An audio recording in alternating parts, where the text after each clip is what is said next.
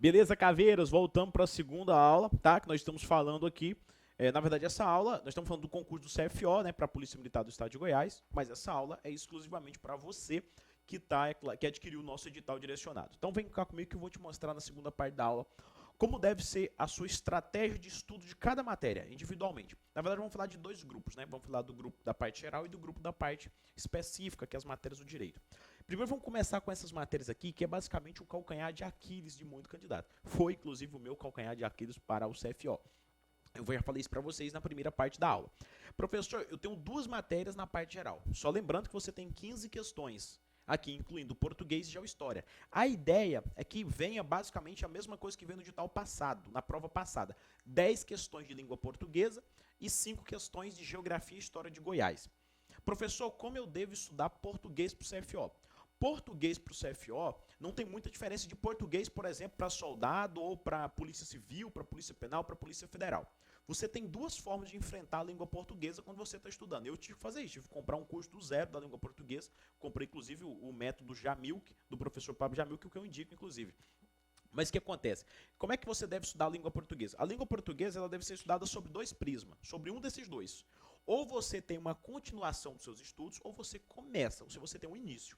Professor, eu não entendi nada. Cara, se você já estudava a língua portuguesa antes, eu estou falando de estudar, eu não estou dizendo aventurar na língua portuguesa. Se você já estudava a língua portuguesa antes, aqui ó, você pode fazer a sua continuação. Continue estudando. Se você já tem uma noção do que basicamente é morfologia, sintaxe, semântica, por exemplo, a parte da estilística ou pragmática, como alguns chamam, beleza, você dá continuidade, você vai continuar os seus estudos.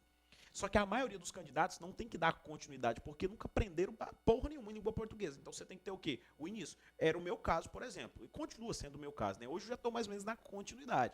Eu já estou estudando continuidade daquilo que eu já estudei. Mas antigamente eu não sabia nem mesmo quais eram as 10 classes de palavras que faziam parte da morfologia. Eu não sabia o que era sintaxe, eu não sabia nem o que era verbo, advérbio, preposição, substantivo, conjunção. Cara, eu não sabia nada, não sabia o que era artigo, cara, que no meu ponto de vista é o mais fácil dentro da morfologia, a classe de palavra mais fácil dentro da morfologia. Então eu não sabia as 10 classes de palavra da morfologia, eu não sabia o que era sintaxe, o que era semântica, eu não sabia que um era o sentido, outro era a função das palavras, eu não sabia basicamente nada do que é fonema. Tá? O estudo dos sons, né, fonema ou fonologia, não sabia nada disso, não sabia nada de estilística ali que entra o pragmático, então eu não sabia nem dividir assim a língua portuguesa. E mesmo assim eu enfrentava os concursos. E é o que nós temos hoje em dia. Pode ser que esse seja o seu caso. Você não entendeu muita coisa que eu falei aqui. Mesmo isso que eu falei não é de nada na língua portuguesa, assim, é só uma base. O que eu estou falando aqui não significa que eu domino tudo, mas as pessoas querem dar continuidade. Já querem comprar um curso de língua portuguesa, mas o curso de língua portuguesa que ele adquiriu é um curso para quem já estava avançado, para quem já sabia o que era um verbo, o que era um advérbio. Aí as pessoas começam a aprender um pouco sobre verbo, aí já pula, já vai lá para frente, vai para a sintaxe. Aí já quer identificar o sujeito em uma frase, mas ele não sabe o que é um artigo, o que é uma preposição, o que é uma conjunção. Então, aí você que escolhe. Ou você continua seus estudos, e eu indico, só continue se você tiver uma base, ou você tem que começar do zero. Para começar do zero, eu indico você adquirir o curso do professor Pablo Jamil, que chama Método Jamil. Eu estou falando isso aqui no meu curso, meu edital direcionado, porque eu estudo pelo Método Jamil, que em casa não só eu, mas eu, a minha esposa, tenho colegas e amigos que também estudam pelo Método Jamil, que o cara é muito bom. Ele começa a língua portuguesa do zero. E eu tenho certeza, quando você fizer o curso completo do Pablo Jamil em língua portuguesa, a sua visão ela vai ser outra. Você pode escolher qualquer outro professor. Eu tô indicando o cara porque eu curto e, além do mais, sou aluno dele, então eu encontrei o curso dele que me atendesse. Tá bom? Professor, e na parte da geohistória, como é que deve ser meu estudo em geohistória? O seu estudo em geohistória ele deve ser um estudo amplo. Professor, o que é um estudo amplo? Eu vou te mostrar o porquê. É porque é o seguinte, a gente vai estudar geohistória em nenhum edital, pode ser que venha no próximo, mas em nenhum edital para a Polícia Militar veio as referências bibliográficas, ou seja, aquela parte assim no final do edital em que ele fala onde vai, basicamente em que vai fundamentar as questões. O livro do fulano de tal, o livro do fulano de tal, é isso e aquilo outro. Não veio isso no edital da PMJ, até hoje ainda não veio. Professor, e qual é o problema que eu tenho com isso? O problema que você tem com isso é que o examinador ele pode explorar qualquer coisa que esteja dentro do conteúdo programático. Então você não tem um livro X para se basear, você não tem um livro do Palacin, que fala muito de geohistória aqui, para se basear. O examinador não é obrigado a cobrar o livro do Palacin.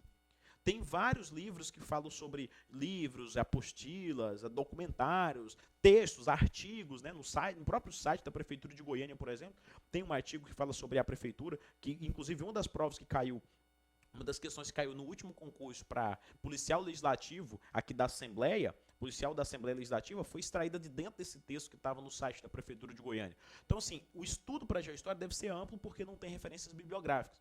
Então, como eu sempre digo, aquela aula padrão de geohistória que você está acostumado a ver, cuidado, essa aula pode ser que ela não seja cobrada na sua prova, pode ser que seja cobrada uma outra coisa, um outro assunto que esteja em outro texto, que esteja em outro livro. Então, o estudo da geohistória deve ser amplo. Nisso aqui, no CFO passado e para soldado, eu não pequei. Eu estudei tudo que eu via na frente de geohistória. Tudo quanto é texto que falava sobre Goiânia, sobre Goiás, sobre festas culturais, aspectos evolução tecnológica, economia do estado de Goiás, política do estado de Goiás, e não só a parte da história de Goiás, como a gente costuma estudar, sobre o Anhanguera, que o Anhanguera veio para Goiânia, e parou as margens do Rio Vermelho, a primeira capital, Arraial de Santana, Feira de Santana, construção de Goiânia, data da inauguração de Goiânia, aquela coisa, ouro de aluvião, e aquela... A gente fica estudando essa geohistória tradicional, mas o que está vindo em prova não é a geohistória, não é a história tradicional. O que está mais vindo atualidades na prova da PMGO do que basicamente a história. Então você não vê quase perguntando a data da construção de Goiânia, data da inauguração de Goiânia, lançamento da pedra fundamental, você não está vendo muito essas coisas em prova. Está vindo mais uma coisa bem atual. Tá? Então tem que tomar cuidado com isso aí. O seu estudo da geohistória deve ser um estudo amplo. E você pode até não gostar do que eu estou te falando, porque talvez o que eu esteja falando é algo que às vezes esteja no seu caderno. Você fala assim, nossa, só tem isso aqui no meu caderno, eu tenho que estudar mais. Pode ser que você não goste disso, mas é a verdade. Da mesma forma, é a língua portuguesa. A língua portuguesa, filho, ou você inicia um estudo do zero, você admite, seja humilde em falar assim, cara, eu não sei nada de língua portuguesa. Tá? Eu sei um pouquinho disso, um pouquinho daquilo outro, eu sei que substantivo é tudo aquilo que está depois do artigo e mais nada. Mas se colocar uma palavra, por exemplo, que parece ser verbo logo após o substantivo, você pensa, e agora? Porque isso aqui também era verbo, né? Então você não sabe que isso é um processo chamado de substantivação do verbo. O que eu estou querendo dizer para você? Se você não sabe língua portuguesa, inicie um estudo hoje do zero, para não correr o risco de faltar questões aqui na parte geral e deixar de ir para a próxima etapa por não atingir o mínimo, tá bom?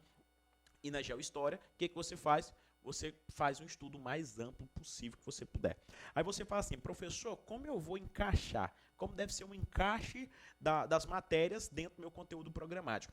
Aí é que tá. Vai variar muito. Não vou fazer planejamento aqui para vocês, mas vai variar muito de um outro detalhe. Que outro detalhe, professor? Das questões. Professor, como assim questões? Preste atenção. Existe um momento diferente quando você vai resolver questões.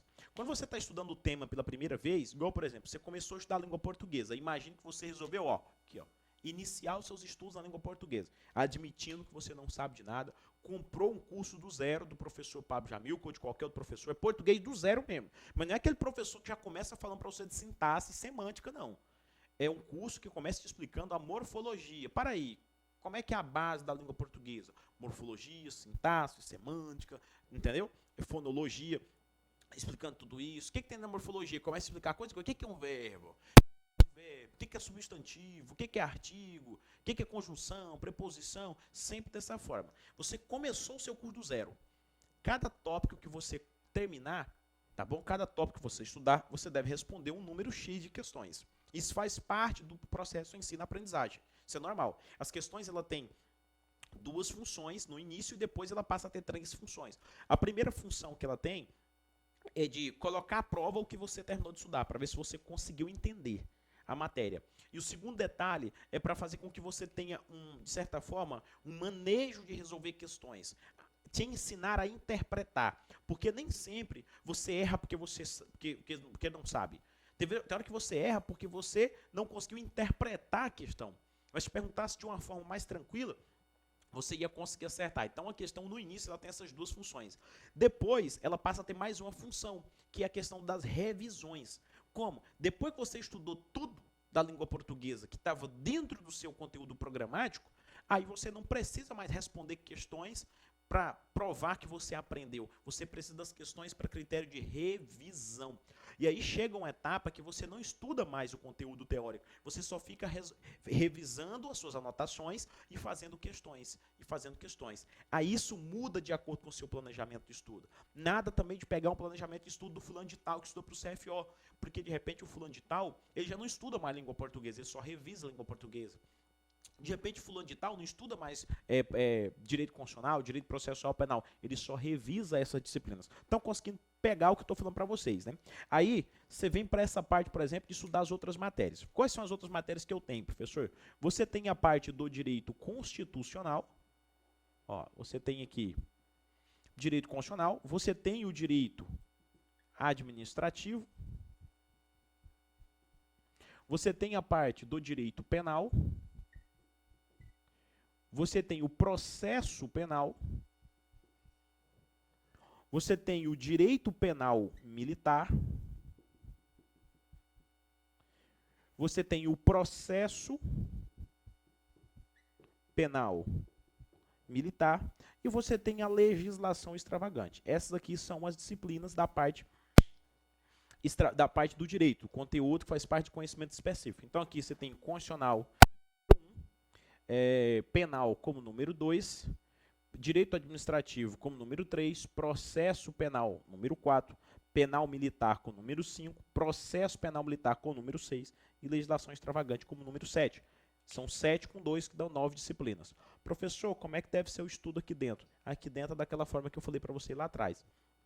Letra de lei é 90%, 5% de doutrina e 5% da jurisprudência. Como eu disse na aula passada, pode ser que a depender da prova nem venha 5% de jurisprudência. Acrescenta ali um pouco na doutrina e na letra de lei. Mas, professor, como é que eu vou encaixar isso aqui dentro do meu planejamento de estudo? Aí é que tá. Quando você estiver fazendo o seu planejamento de estudo, você deve colocar de acordo com a sua necessidade. Professor, como assim necessidade? É baseado no seu grau de facilidade ou dificuldade, meu querido.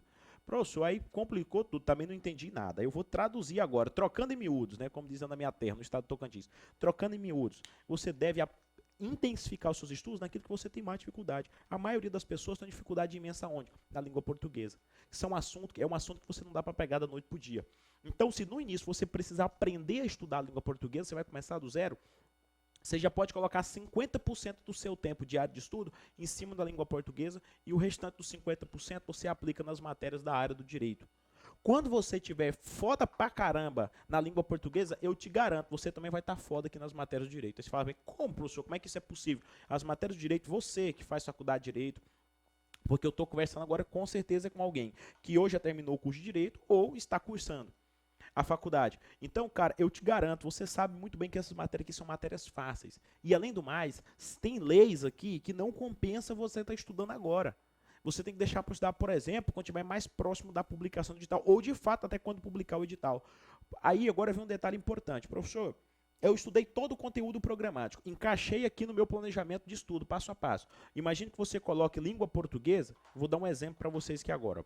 Imagine que você coloque na segunda-feira, imagine que você vai estudar na segunda-feira língua portuguesa, na terça-feira você vai estudar também língua portuguesa, e na quarta-feira você também estude língua portuguesa, também estude português. E aí na quinta-feira você vai revezando, digamos, na quinta-feira você estuda constitucional e estude também um tópico do direito administrativo. Na sexta-feira, imagine que você estude um tópico do penal e um tópico do processo penal. No sábado, imagine que você estude o penal militar e um tópico do processo penal militar. E imagine que no domingo você estude, por exemplo, a legislação extravagante, tá? E dê uma lida também na parte da geografia e história. Você pode ter certeza, quando você chegar aqui no seu final de semana, isso aqui é um estudo de início, porque na sua próxima semana você já vai começar a fazer as revisões dos temas estudados. Então não adianta nada você ficar estudando, por exemplo, ó, colocar português, tem gente que comete um erro gravíssimo. Ele coloca português como se fosse a mesma cor de direito constitucional. Mas direito constitucional você aprende muito mais rápido que a língua portuguesa.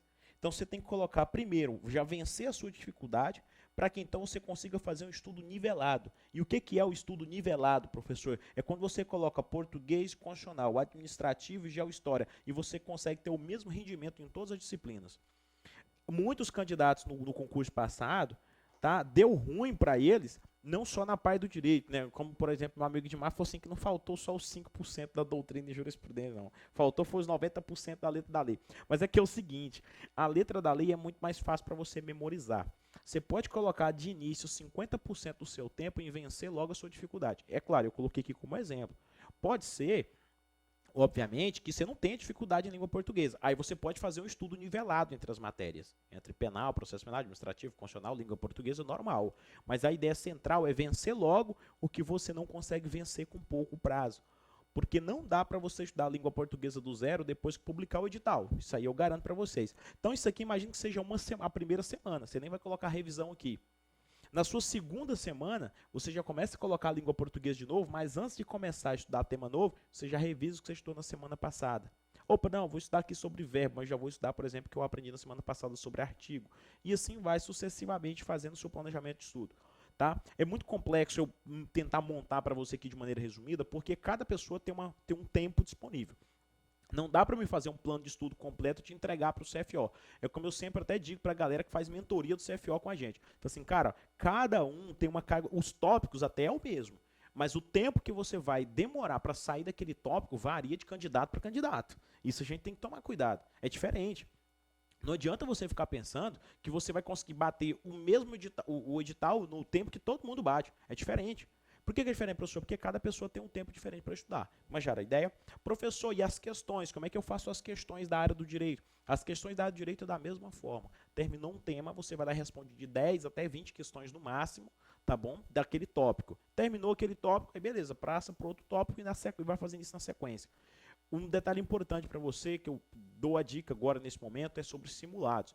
É importante você fazer simulado, mas o simulado eu só indico você fazer quando você já tiver um pouco mais evoluído, tá? Ou seja, pelo menos quando você passar aí de 20 dias de estudo, porque aí você já consegue fazer o simulado e consegue aplicar um pouco do que você já vem estudando. Não dá para fazer simulado assim, pum, de cara, na primeira semana de estudo, e aí você vai tomar um prejuízo, a não ser que você organize o simulado somente dos temas já estudados. Beleza? No futuro, eu vou fazer vídeos detalhando um planejamento de estudo para vocês. Isso aqui foi só mais ou menos uma forma de resumir a preparação de cada um. E não se esqueça, você pode ser aprovado no CFO tranquilamente, você pode ter uma nota excepcional. Só depende de você e do seu comprometimento, beleza? Um beijo para quem for de beijo, um abraço para quem for de abraço, que Papai do Céu abençoe todo mundo do outro lado.